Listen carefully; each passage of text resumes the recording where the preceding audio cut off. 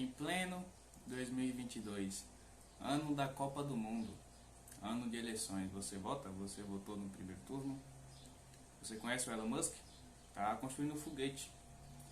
É o ano da tecnologia e muitas pessoas ainda têm dúvida do que fazer com dinheiro depois da política, né?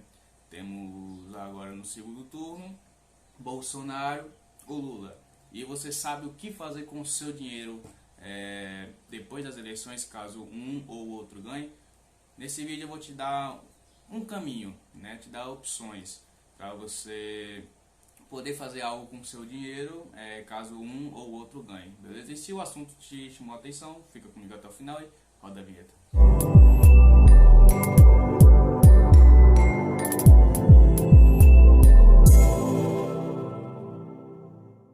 Antes de começarmos esse vídeo, eu tenho um recado super importante para você, que é deixar o seu like. Se você não é inscrito, se inscreva, tá aqui, acho que é vermelho o botãozinho, vai lá, clica, se inscreva, ativa o sininho para não perder nenhuma notificação e assim você vai ficar antenado com tudo que acontece aqui no canal, beleza? Então, sem mais enrolação, vamos para o vídeo. As eleições para presidente 2022 meio que mostrou o que já era previsto, né? No começo do ano, todo mundo já dizia que o segundo turno seria entre Bolsonaro e Lula. E já é um pouquinho óbvio, né? E antes de eu falar sobre o que fazer com o seu dinheiro, vamos falar um pouco do passado, né? Da história de 1998, que foi com o FHC, até 2018, que foi a última eleição para presidente que tivemos. E eu vou te mostrar um pouco do histórico da Bolsa de Valores, do nosso mercado financeiro, em relação a essas eleições, beleza? Em 1998, quando o Fernando Henrique Cardoso assumiu o FHC, a Bolsa caiu em 33,47%, enquanto o CDI rendeu 28,61%, ou seja, compensava muito mais você deixar o seu dinheiro no CDI, na renda fixa, né? Porém, durante o mandato dele, a Bolsa subiu 66,10%, né? Ou seja, teve um retorno considerável, né? Bom, digamos assim, durante os 4 anos de mandato dele aí. Em 2002, Lula assumiu, né, ganhou as eleições, e o pessoal quando digo os investidores, eles ficaram com um pouco de medo, que ele tinha alguns ideais que talvez os investidores achavam que ele não seria pró-mercado, né? E com isso a Bolsa de Valores caiu nesse ano 17,01%, né? E o CDI rendeu 19,09%. Eles achavam que não ia ser um mandato pró-mercado, e eles ficaram com muito medo. E só que durante o mandato dele, primeiro mandato, a bolsa subiu 294,69%, ou seja, foi um crescimento gigante, né? Muito bom para o mercado.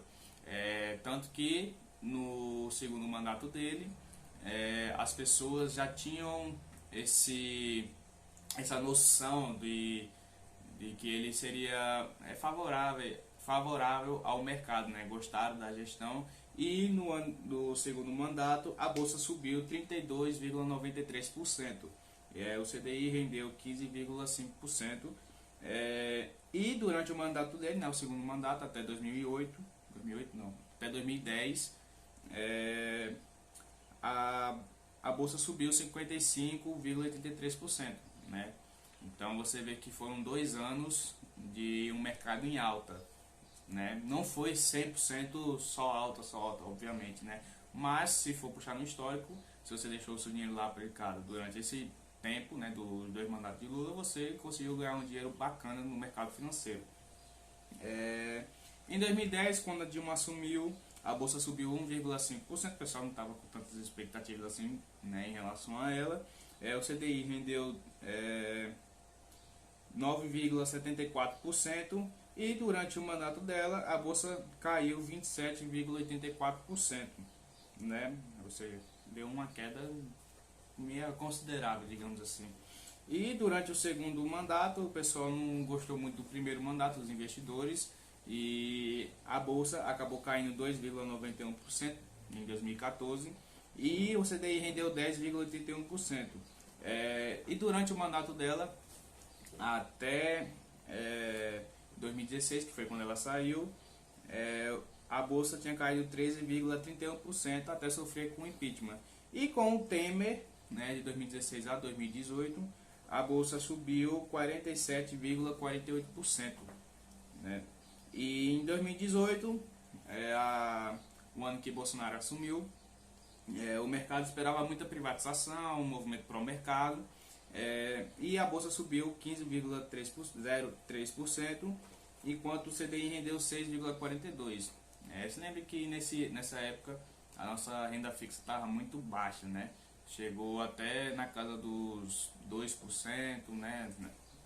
Você lembra que a taxa Selic vinha de várias baixas, né? Depois começou a subir novamente, mas nessa época o CDI rendia muito pouco, né? Então muita gente acabou migrando de fato para a renda variável e fez com que também o mercado crescesse, né? As empresas conseguissem mais valor e tudo mais. E durante o mandato dele, até o momento, a bolsa subiu 25,03%, né? Você vê que não foi um mandato ruim, até porque tivemos pandemia, né? Estamos tendo ainda uma guerra, querendo ou não, na Rússia e Ucrânia, China e Taiwan também estão se desentendendo, e isso, querendo ou não, afeta a economia global. E, querendo ou não, o mercado brasileiro está se saindo bem, não vamos poder negar isso. Se o governo de Lula ou de Bolsonaro cumpriram o que eles prometeram, não cabe a mim dizer. Beleza? Isso aqui são dados de como o mercado financeiro se comportou, progrediu durante o mandato desse povo todinho. Beleza? E esse ano, diferente dos outros, como assim? Porque tipo, quando é ano de eleição, a galera fica muito incerta do que pode acontecer no futuro, né? Principalmente porque são dois candidatos de ideais totalmente diferentes que, por sua vez, podem impactar diretamente de uma maneira muito forte o país. Só que desta vez os dois candidatos já foram presidentes do país, né? Ou seja, o mercado já sabe o que esperar. Tanto que na segunda-feira, né, depois do primeiro turno, na segunda-feira seguinte, o mercado abriu em alta de 5,53%, né? E no ano ela já subiu 10,49%. Ou seja, o mercado está meio que já ciente do que se pode esperar, tanto se um assumir ou se o outro continuar, né? Que Bolsonaro ainda é presidente e se ele continuar, o mercado já sabe o que pode esperar. E se Lula entrar no governo novamente, o pessoal também já sabe o que pode esperar dele, já que ele já teve outros 2 mandatos, né? E nesse cenário, o que a gente deve fazer? Basicamente, a gente precisa de investimento diversificado, independente de um ou independente de outro. Por quê? Porque tipo, já sabemos o que se esperar, né, de um ou de outro. Só que você não sabe quem vai assumir, se vai ser Bolsonaro ou Lula. E você não pode esperar até o último minuto para que você escolha em qual setor vai se beneficiar, qual empresa acho que vai ser melhor investir. Por isso que é bom você ter diversificação. Você precisa ter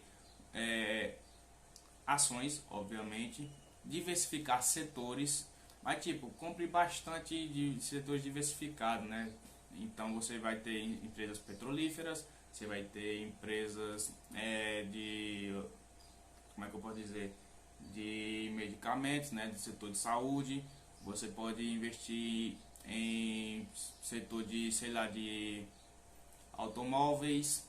Enfim, você tem que diversificar de todos os setores, porque você não sabe qual dos dois vai assumir. E é bom você já estar prevenido, né, já estar dentro de certos setores. Porque se você esperar acontecer, provavelmente você vai pegar coisas mais caras, né? E você diversificando setores, você também precisa diversificar os tipos de investimentos. Você precisa de fundos imobiliários, né? Você precisa comprar fundos imobiliários, até porque a renda fixa ela está bastante atrativa, e isso atrai muita gente da renda variável, principalmente dos fundos imobiliários. Porque se tem aqui a renda fixa pagando 13,75% ao ano, dificilmente você vai encontrar um fundo imobiliário que também chegue a pagar isso, né? Tem fundos imobiliários que pagam? Tem fundos imobiliários que pagam, mas são poucos, né? Então você vai preferir o quê? Tá lá no fundo imobiliário correndo risco, né? Ou você prefere estar na renda fixa, que é bem mais seguro, né? Aplicado no Tesouro Selic, por exemplo.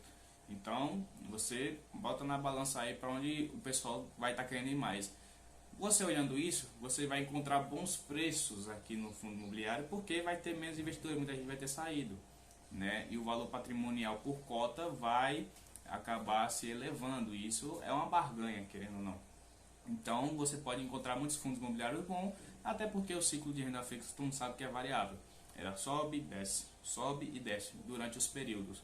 E se você aproveitar a barganha que vai ter no mercado de renda variável, quando a alta da Selic está lá em cima, né, está lá em alta, você vai encontrar muitas empresas e fundos imobiliários a preços muito bons. Como eu já falei também, a renda fixa também é uma opção de você botar o seu dinheiro, certo? Só que, ainda mais em período de eleição, eu sempre falo que é uma boa opção, mas em período de eleição talvez não seja tão atrativo você entrar de cabeça, porque não se sabe, por exemplo, você bota o seu dinheiro e depois que virar o ano nós sabemos como serão a questão dos títulos, né? Se vão continuar com a Selic não de taxa, se vão começar a diminuir, se vão pensar em aumentar mais, enfim, vai depender muito do time que tiver no comando, né? Se é o time de Bolsonaro que permanecer ou o time de Lula que vai entrar, né? Ninguém sabe qual vai ser o rumo especificamente assim que assumir em 2023, seja um ou outro. E também a diversificação que é de suma importância para um investidor aqui no Brasil é diversificar no exterior, ter dinheiro no exterior, porque ninguém quer correr o risco de ter o seu dinheiro tomado, o país acabar quebrando e você perder o seu dinheiro. Por isso você tendo dinheiro no exterior também é uma forma de você se blindar, principalmente nessa época de turbulação no Brasil, né, digamos assim. É certo que saiu alguns resultados recentemente, por exemplo, o Brasil entrou no top 10 economias do mundo, né? Se eu não me engano é 1,8 trilhões o PIB do Brasil atualmente, está em nono, está à frente do Canadá, se eu não me engano. E cara, isso é bom para o país e também é considerado que essa elevação foi por conta da valorização do nosso real, né? Se valorizou bastante graças aos altos índices na nossa renda fixa, né? Os títulos estão muito atrativos e a galera de fora vem investir na nossa moeda. Ou seja, você vê muitas opções para você investir, mas sempre investir de maneira diversificada. Não entre numa espécie de investimento, num tipo de mercado, num setor, só no fundo imobiliário, só em renda fixa, só ações, ou bota tudo no exterior. Não, você tem que diversificar. É a palavra-chave para você poder surfar nesses momentos de turbulência, né?